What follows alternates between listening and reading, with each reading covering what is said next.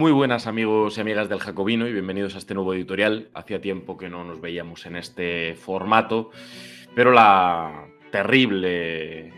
actualidad creo que exige una reflexión más pausada y más detallada que lo que hemos visto por redes sociales en los últimos días, en las últimas semanas.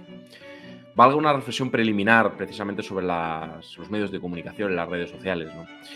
Estamos viendo una intoxicación muy peligrosa para la democracia, ligada, por cierto, a la sustitución del periodismo, de ese periodismo de investigación, de ese periodismo lento, de ese periodismo con recursos y con derechos laborales de los periodistas, con unas redacciones en las que no, muchas veces lo que se hacía era un trabajo de fondo y un trabajo detallado, no verter la primera información que llegara y sobre todo no intentar adecuar los hechos al prejuicio que de casa se trae o que de la línea editorial de cada medio de comunicación tiene, ¿no? La confusión permanente entre los hechos y las opiniones.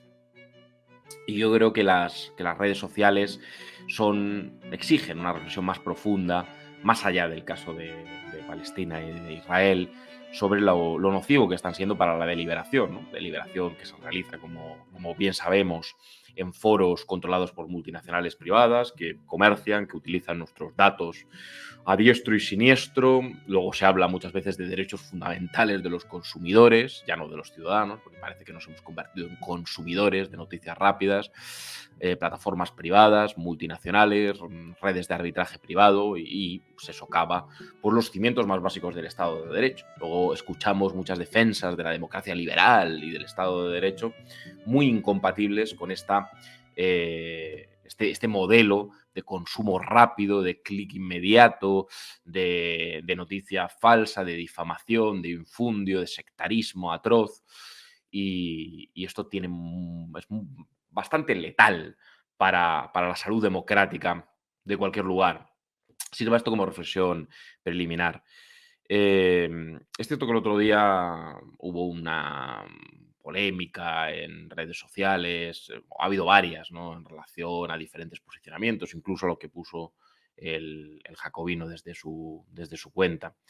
La geopolítica y la política internacional, como hemos visto en repetidas ocasiones, despierta una serie de adhesiones que o son inquebrantables y o son fundamentalistas, o uno pasa inmediatamente a ser señalado como sospechoso, como tibio y como, desde luego, objeto de todo tipo de vituperios o críticas. Empecemos cronológicamente por lo más inmediato.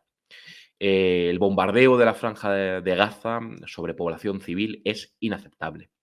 Es absolutamente inaceptable. Y desde el Jacobino nuestra crítica es absoluta, contundente. Colegir de este aserto el típico deje antisemita que dice buena parte de la derecha, que tiene buena parte de la izquierda, es embarrar el debate antes de empezar o embarrar el análisis antes de empezar.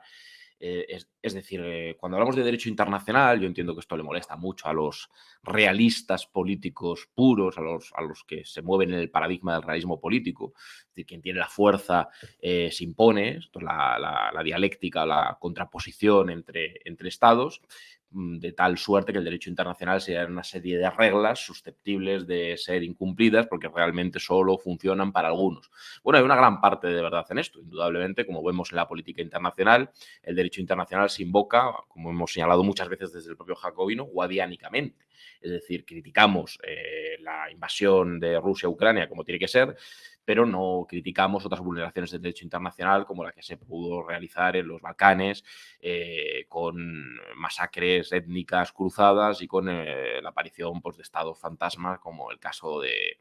Kosovo, con un comportamiento de determinadas potencias y determinadas instituciones internacionales, tanto políticas como militares, pues que dejó muchísimo que desear. Indudablemente nosotros creemos que el derecho internacional tiene un papel,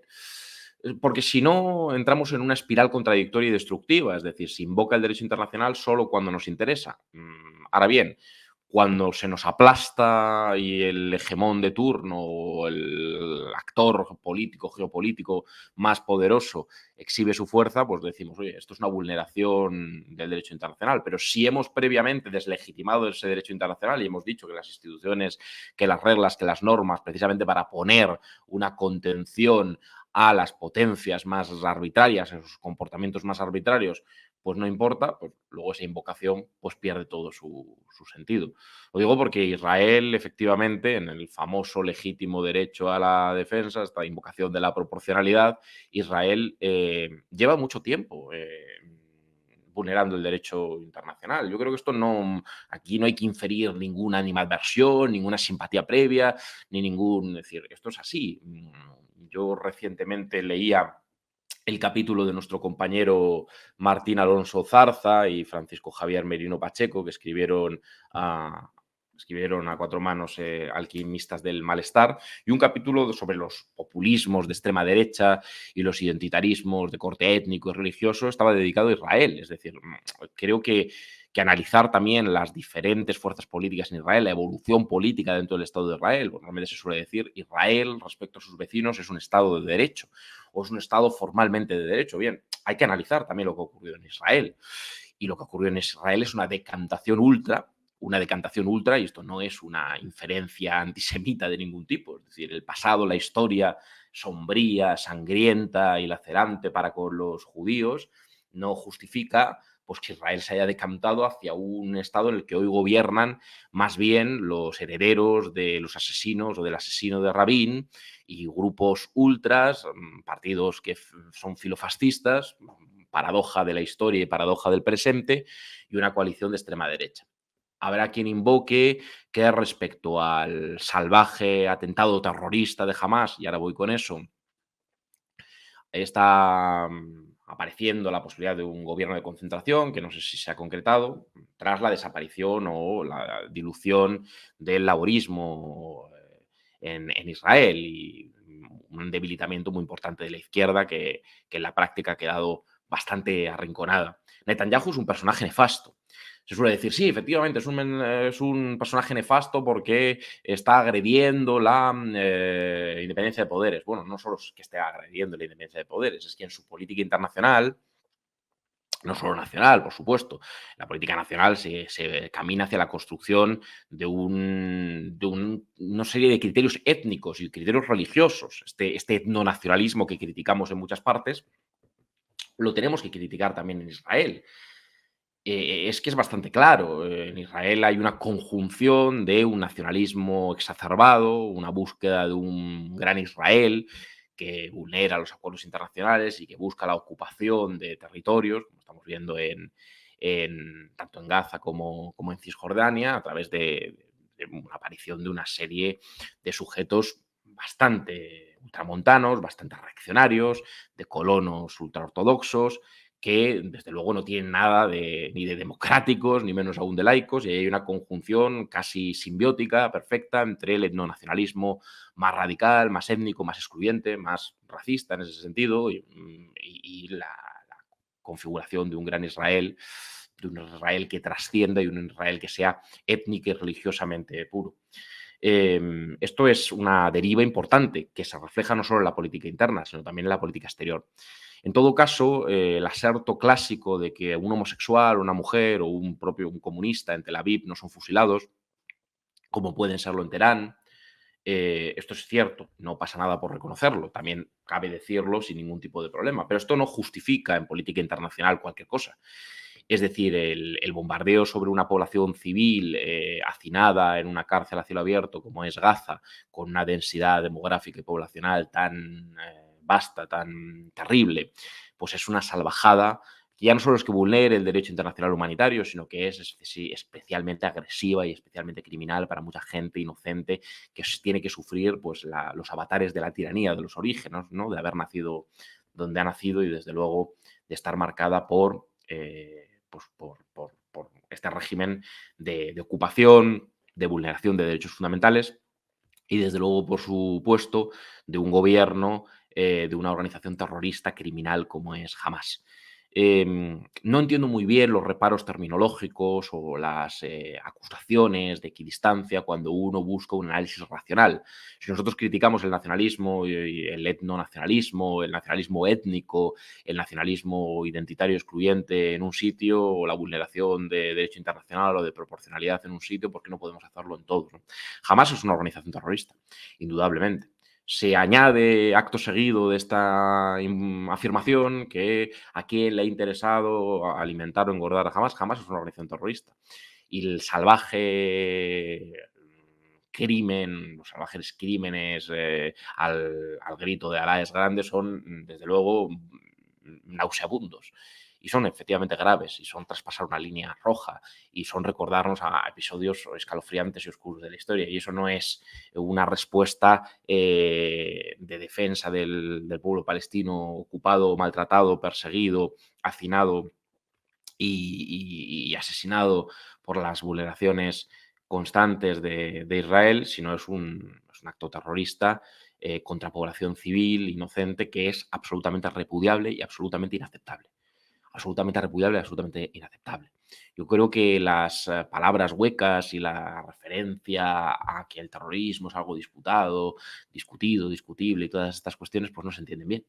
Tenemos un problema internacional con el islamismo. Muchas veces se reconoce esto para echarle las culpas, muchas veces con gran razón a Estados Unidos o a potencias occidentales que han engordado a determinados movimientos yihadistas. Precisamente en el caso de Afganistán lo hemos invocado en muchas ocasiones para hablar de los mujahidines y luego de los talibanes y de los intereses que tuvo Estados Unidos para fomentar a determinados grupos en el contexto de la Guerra Fría frente a la Unión Soviética. Y aquí se invoca algo similar para el debilitamiento de Al-Fatah, pero en todo caso jamás es una organización terrorista. Y es una organización terrorista fundamentalista que no solo no reconoce el Estado de Israel, sino que no reconoce ninguna posibilidad de coexistencia pacífica entre dos estados, sino que lo que busca es la eliminación y la aniquilación del Estado de Israel. Nosotros no vamos a aceptar, porque es injusto con la causa palestina, causa legítima, por cierto, la equivalencia entre la población civil palestina y un grupo terrorista. ¿No? Que en Cisjordania las cosas sean diferentes, como se invoca también acto seguido de analizar la situación terrible de la Franja de Gaza por el diferente carácter que pueda tener el Fatah, un grupo más bien laico. Bien, no va de territorios, va de la imposibilidad, si nos tomamos en serio un análisis racional de la cuestión, de equivaler jamás con la población civil palestina. Pero lo mismo que la sociedad israelita, por supuesto, la sociedad de Israel es una sociedad mucho más compleja y mucho más conflictiva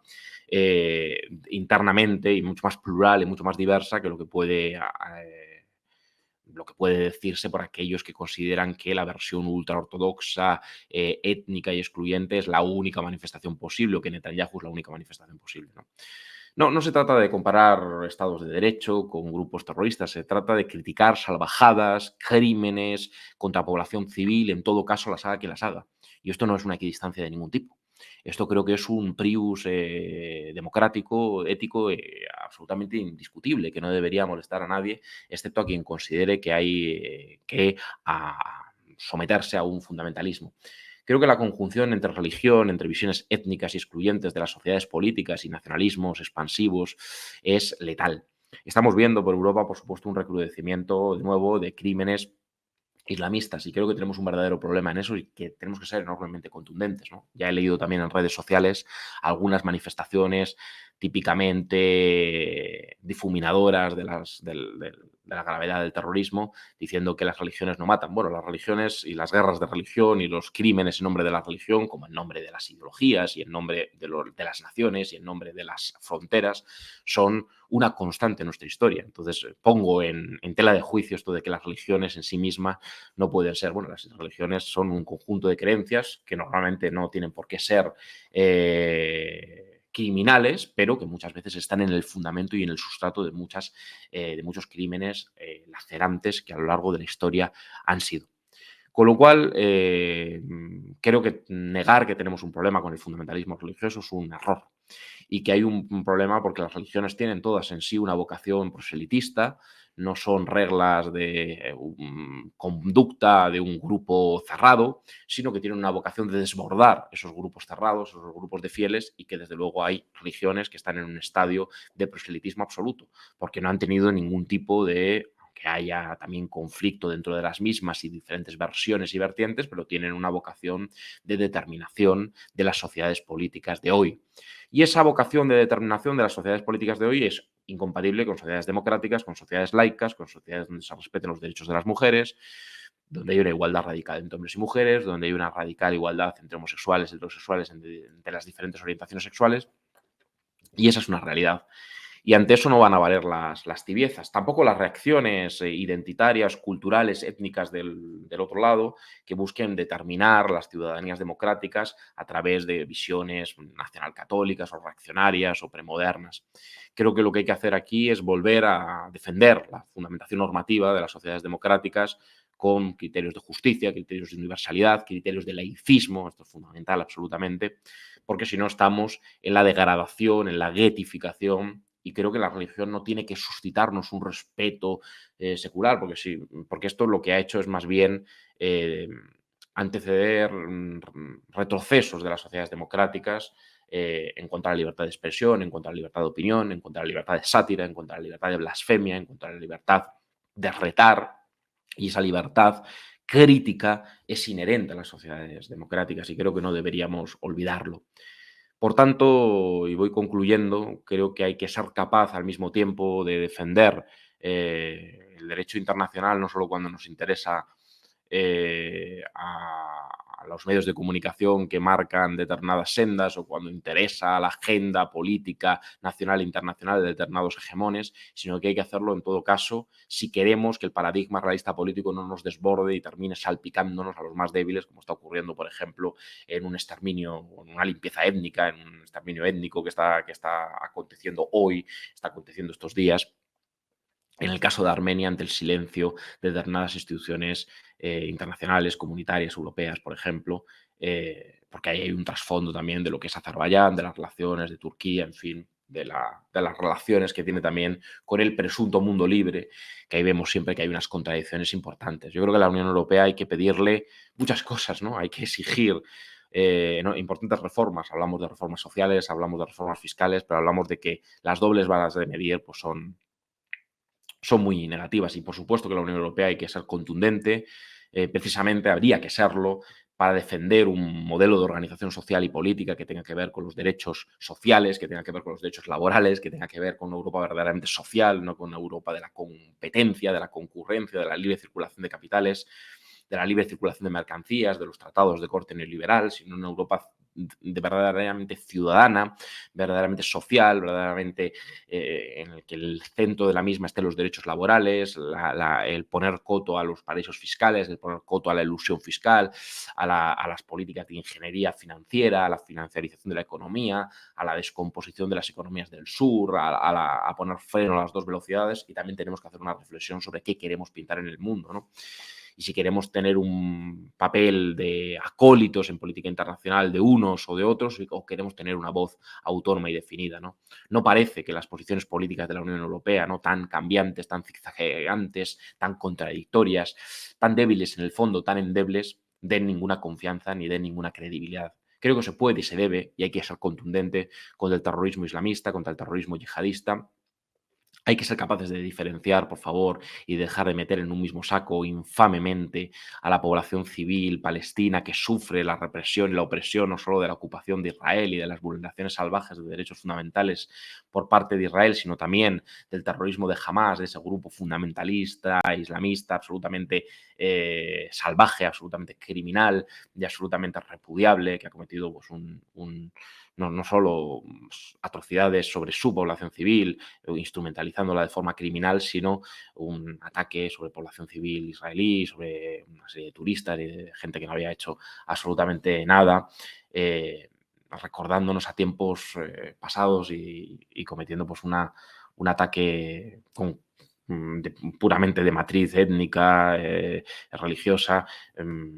sobre población civil, como te digo, pues que es absolutamente inaceptable y que al mismo tiempo de señalar esto y de alertar contra las derivas buenistas y las seducciones ante la religión y las seducciones ante determinadas religiones como expresión de la diversidad y el blanqueamiento en el fondo contra el feminismo, contra los derechos civiles, contra el universalismo, el blanqueamiento de lo que son extremas derechas islámicas, extremas derechas, que no son la representación de las sociedades musulmanas, que vuelvo a decir, como hemos dicho muchas veces en el Jacobino, las sociedades musulmanas son muy complejas, ya no digamos los países árabes, pero que en las sociedades musulmanas y en las diferentes versiones el islam político